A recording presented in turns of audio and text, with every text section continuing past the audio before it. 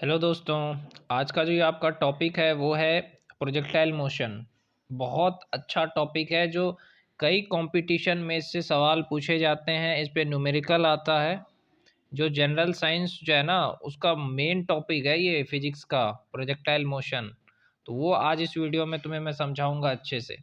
Projectile motion क्या होता है, इसको हिंदी में क्या कहते हैं, सब कुछ समझाऊंगा। प्रोजेक्टाइल मोशन को हिंदी में कहते हैं भाई प्रक्षेप्य गति। क्या कहते हैं? प्रक्षेप गति। प्रोजेक्टाइल मोशन को क्या कहते हैं हिंदी में? प्रक्षेप गति। अब ये देखो भाई, ये किस तरह की गति होती है ये पहले समझो। ये है हमारा एक्स एक्सिस और ये है हमारा वाई एक्सिस। ये है एक्स एक्सिस, ये है वाई एक्सिस। ठीक, एक्सिस पे।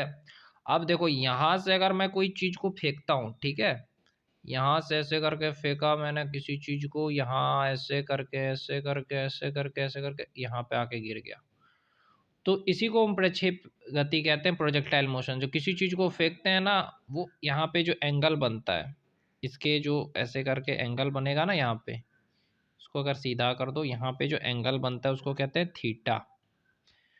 तो उसी को हम कहते हैं प्रक्षेप्य गति। जो यहाँ पे जो फेंकने में जो गति लगता है उसी को हम प्रक्षेप्य गति कहते हैं। कोई भी चीज़ को मैक्सिमम हाइट पे जब फेंकते हैं फिर वो जो गति करता है नीचे आने तक, उसी को हम क्या कहते हैं?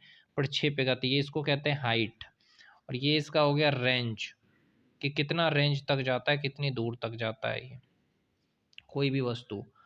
और ये सबसे पहले ये सोचना कि ये टू डायमेंशन मोशन है। ये जो प्रोजेक्टाइल मोशन है ये टू डायमेंशनल मोशन है, इस चीज़ को हमेशा याद रखना। तो ये वेलोसिटी, इसको हम नीचे ग्राफ में कहते हैं वेलोसिटी, वी से दर्शाते हैं। और इसको दर्शाते हैं टी से, टाइम। कितना टाइम लगा, कितना वेलोसिटी, वेलोसिटी और टाइम का ये ग्राफ है। तो अब प्रक्षेप गति का हम पढ़ते हैं कि इसको किस तरीके से, अगर कोई पूछता है प्रक्षेप्य गति यानी प्रोजेक्टाइल मोशन का परिभाषा क्या है, तो आप क्या लिखिएगा? प्रोजेक्टाइल मोशन का परिभाषा क्या लिखिएगा? प्रोजेक्टाइल मोशन का परिभाषा है कि जब, लिखते जाइए, जब किसी वस्तु को एक निश्चित कोण,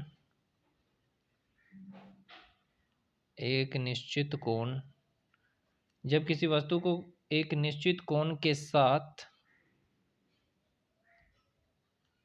क्षैतिज से फेंका जाता है, हॉरिजॉन्टल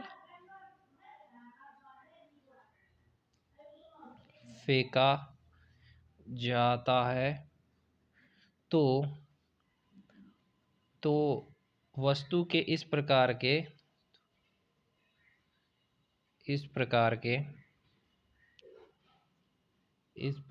गति को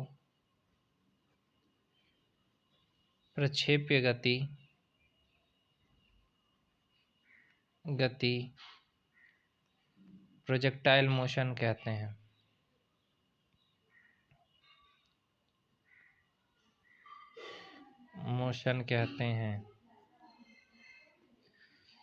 प्रक्षेप गति, जब किसी वस्तु को एक निश्चित कोण के साथ क्षैतिज से फेंका जाता है तो वस्तु के इस प्रकार के गति को प्रोजेक्टाइल मोशन कहते हैं। जब कोई वस्तु को एक निश्चित कोण से, ये जो निश्चित कोण है उससे जब फेंका जाता है तो इस प्रकार की गति को क्या कहते हैं? हम इस प्रकार की गति को प्रक्षेप्य गति कहते हैं, प्रोजेक्टाइल मोशन कहता है।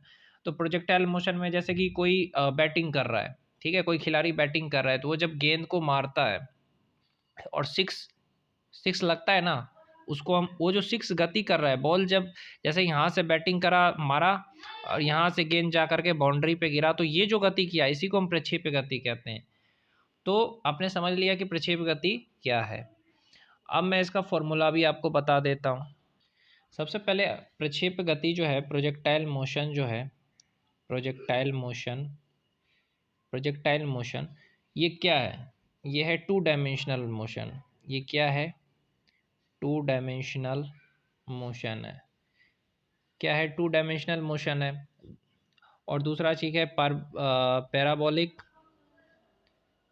पैराबोलिक होता है, इसका जो पथ होता है वो पैराबोलिक होता है।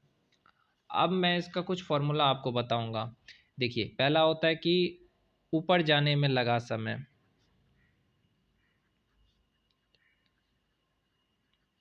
लगा समय, इसको दर्शाते हैं टी ए से। क्या हो जाएगा ये? इसका फॉर्मूला होता है यू साइन थीटा, और जी तो सबको पता ही है। जी, जहाँ पे जी होता है, क्या जी का मान सबको पता ही है, 9.8 मीटर पर सेकेंड स्क्वायर। होता है कि नहीं होता है? ऊपर जाने में लगा समय, ये जो वस्तु है इसको जो ऊपर जाने में जितना समय लगा, वो जो यहाँ से यहाँ तक आने में जो समय लगा, उसका फॉर्मूला क्या है? उसका फॉर्मूला अगर निकालना है तो हम किस चीज़ से निकालते हैं? ये जो वस्तु को यहाँ से फेंका, यहाँ तक जाने में जो समय लगा, ऊपर जाने में जो समय लगा, उसको टाइम ऑफ एसेंट से दर्शाते हैं, जिसका फॉर्मूला है T A U sine theta by G. G यानी ग्रेविटेशनल मोशन, ग्रेविटेशनल फोर्स, गुरुत्वीय होता है ना, फेंकने में किसी भी चीज़ को, उसको स्मॉल जी से दर्शाते हैं।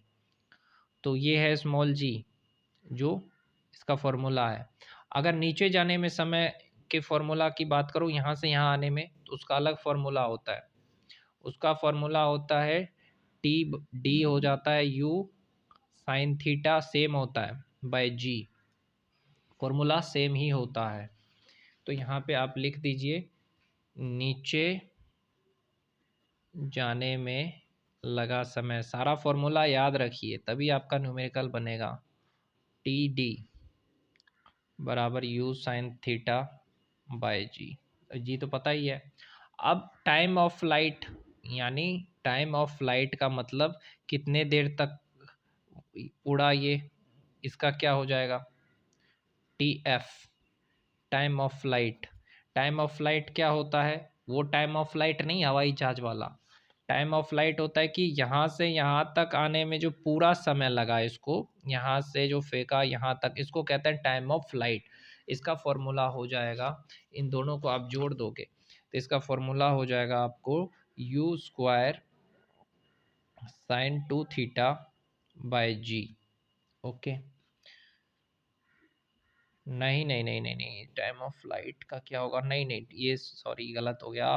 टी एफ हो जाएगा आपका 2 u sine theta, 2 u sine theta by जी।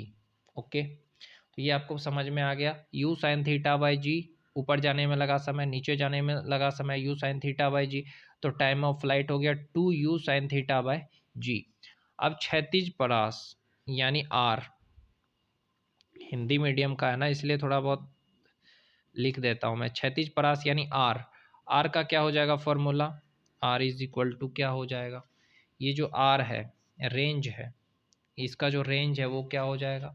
उसका फॉर्मूला हो जाएगा you square sine square theta by 2 जी। आया समझ में? ये है इसका फॉर्मूला। अगर मैं बोलूँ कि आर मैक्सिमम क्या हो जाएगा, आर मैक्सिमम निकालना है, तो क्या होगा? उसका फॉर्मूला होगा यू स्क्वायर बाय जी। ऐसा क्यों मैंने कहा? क्योंकि आर का जो मैक्सिमम वैल्यू होगा वो यही होगा। और अगर मैक्सिमम हाइट का पता करना हो ना, तो वो हो जाएगा यू स्क्वायर बाय जी।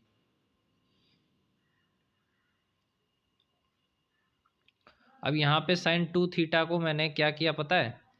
उसको मैंने 1 लिया है। ये मैक्सिमम वाला फॉर्मूला में है ना, नहीं नहीं, मैक्सिमम वाला फॉर्मूला में शायद इसमें 2 थीटा होता है यार। ये 2 थीटा स्क्वायर नहीं है, ठीक है। तो यहाँ पे जो साइन 2 थीटा था उसको हमने 1 लिया, वो इसलिए क्योंकि देखो साइन 2 थीटा यहाँ पे आपको मैक्सिमम में 1 ही लेना है। क्योंकि देखो साइन 2 थीटा 1 लिखा हमने, तो 2 थीटा बराबर साइन 91 होता है।